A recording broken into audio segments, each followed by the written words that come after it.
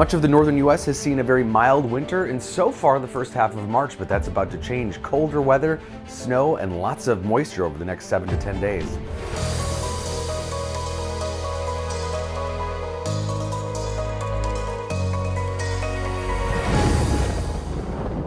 So both the 6 to 10 day and 8 to 14 day outlooks call for colder than normal temperatures in the north central U.S. and wetter conditions for much of the country here.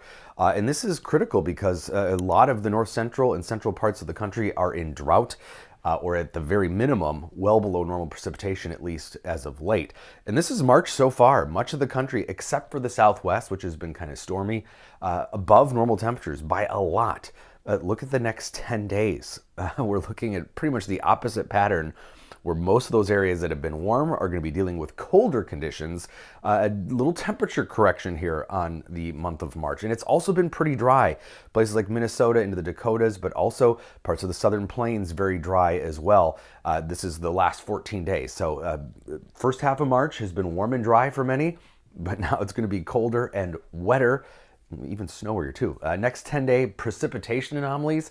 The blue and green areas are above normal precipitation. You can kind of sense out the storm track here just by looking at that. And in total, over the next 10 days, large swath of snow for northern states into New England, over 10 inches in total over 2 or 3 systems, making up some deficits here. We're going to be in for this much colder pattern, and it's on the edge of that colder and warmer setup that we're just going to have one system after another taking advantage of that and getting into a really deep stormy pattern by next week. You can get this southwest to northeast oriented flow with an upper level low. So part of what's going on is the polar vortex we talk about. Remember, there's a stratospheric vortex and a tropospheric one. Once sun reaches the Arctic again, which is happening rapidly in March, the vortex dies out. And when it does, it kind of collapses, and that can unleash one last bout of cold, wintry weather, which was almost non-existent for many areas. And that's what's happening. So when we look at the next 10 days to 2 weeks of the polar vortex, it's off of its centered location at the pole and really just dying out. And again, that's mostly a result of the fact that the Arctic is rapidly getting sunlight, and that warms up the stratosphere, and that vortex just dies pretty quickly. But we're in a very stormy setup. North to south flow here with this broad upper level trough here across the central and eastern U.S.